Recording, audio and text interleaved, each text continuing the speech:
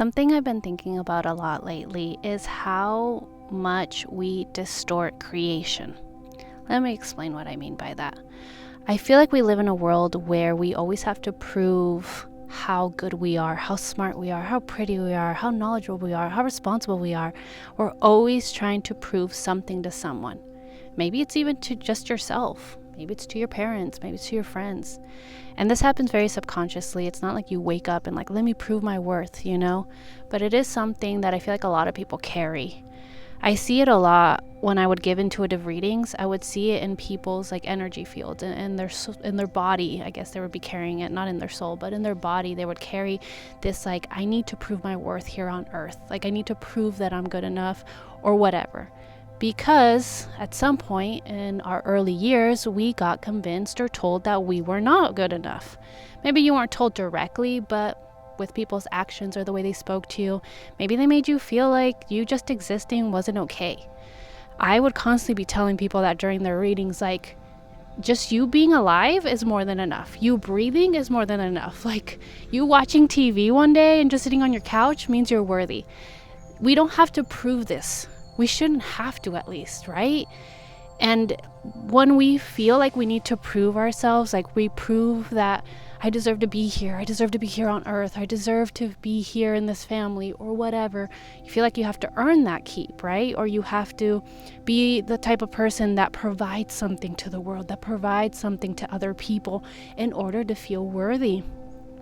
And when we go to create stuff, it gets distorted with this pressure of trying to prove something to people. And that can be in the smallest ways, even when you're cooking or something, you feel that pressure of I have to be a good, cook for my family or for myself or for other people to show them, look, I have some value to me. There's something good I can do for this community, whatever that community looks like. And then it stops being from a place of love.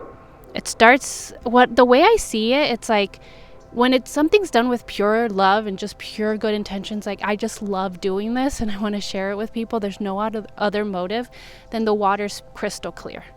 But when you start putting that pressure of I have to prove myself, I have to show that I'm good at this, I have to, this is how I get people to praise me or to tell me wow, you're so good, oh, your food is so delicious, oh my God, I love it so much. If you're subconsciously looking for that validation to tell you oh, this is good, I'm worthy, then the water starts getting murky. It starts getting, brown or not very clear anymore. It just gets, it starts looking nasty, whatever the opposite of clear is. And then it's not from a loving place anymore. And this is so subtle. I'm not even joking when I say this. I found myself creating from a place of tell me I'm good enough for a very long time. And I could see how much it was affecting the way that the energy would flow. So for a long time, I did women's circles. I did cacao ceremonies with my husband. And it's something I definitely want to get back to. But I had to take a break because I found that every time I would go to host something and hold space for other people, or just create a space where people can feel relaxed and connected and just present, I would be okay, please tell me this is good enough. Again, this would all be subconscious. I didn't think about this all the time.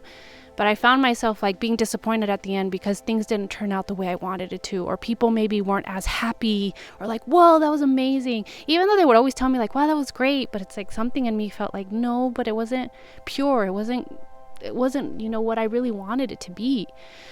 Luckily with my cacao ceremonies, I think those were always pure because I just loved hosting those. They were always so much fun, and working with my husband was super cool.